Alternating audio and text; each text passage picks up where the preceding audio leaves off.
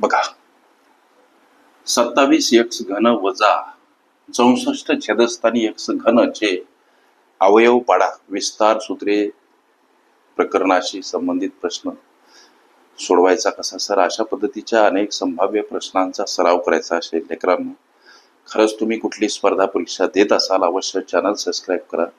हिताची गोष्ट एक कॉमेंट करा, सर मला प्रश्न हवेत आणि मोफत मिळवा. स्पर्धा परीक्षेमध्ये विचारल्या जाणाऱ्या प्रत्येक घटकावरील हजारो प्रश्न सरावासाठी अजिबात तुम्हाला कुठल्या पुस्तकाची गरज उरणार नाही. हे सगळं कशासाठी, तर माझ्या गोरगरीब लेकरांना पर्याप्त वेळेमध्ये निर्धारित यश मिळावं. तुम्ही माझ्या कॉम्पिटेटिव्ह एक्झाम ग्रुपमध्ये सुद्धा सहभागी होऊ शकता.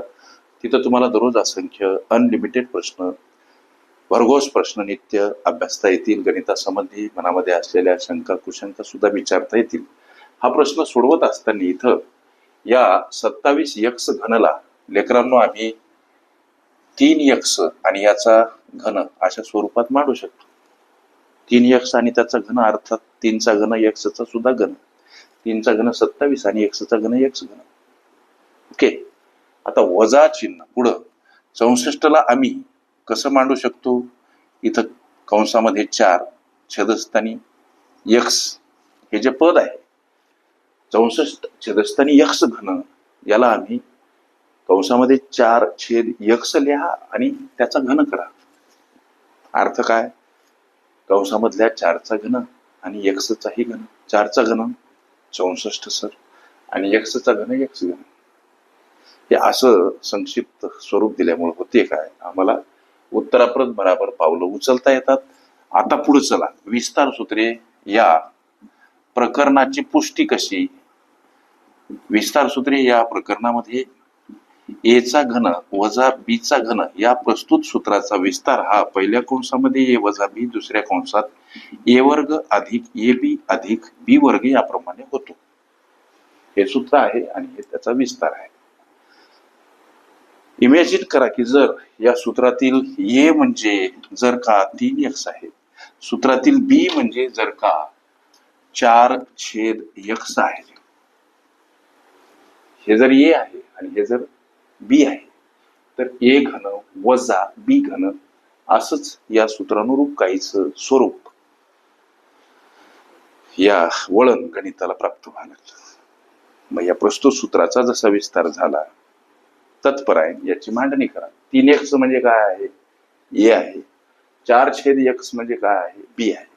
हे जर ए आहे आणि हे जर बी आहे, तर ए घन बी घन म्हणजे ए घन वजा बी घन असंच आमचं हे सूत्र बनत आहे.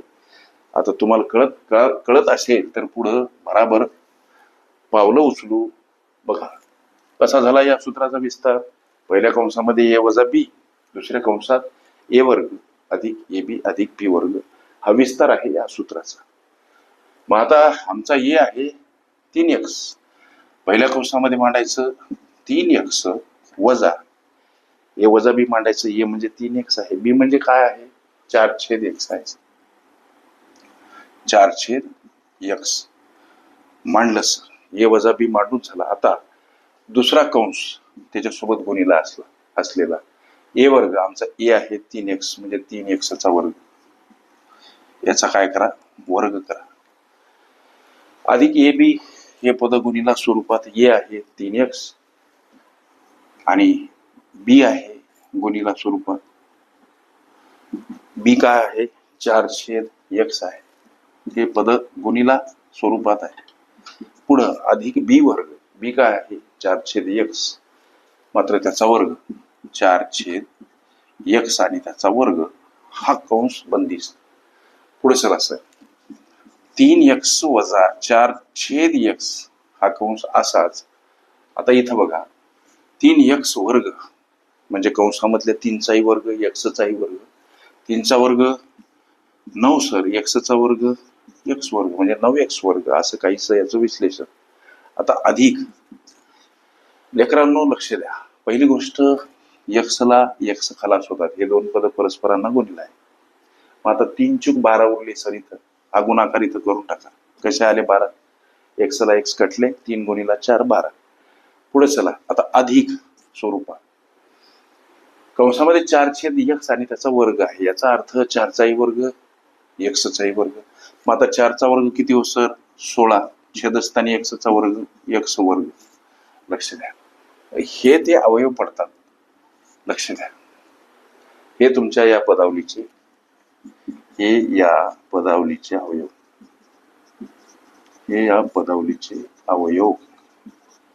अशा पद्धतीच्या अनेक संभाव्य प्रश्नांचा लेकरांनो सराव करायचा असेल, खरंच तुम्ही कुठली स्पर्धा परीक्षा देत असाल, चॅनल सबस्क्राईब केल्याशिवाय राहू नका. गोष्ट हिताची एक कॉमेंट करा, सर मला प्रश्न हवेत आणि मोफत मिळवा. स्पर्धा परीक्षेमध्ये विचारल्या जाणाऱ्या प्रत्येक घटकावरील हजारो प्रश्न सरावासाठी अजिबात तुम्हाला कुठल्या पुस्तकाची गरज पडणार नाही.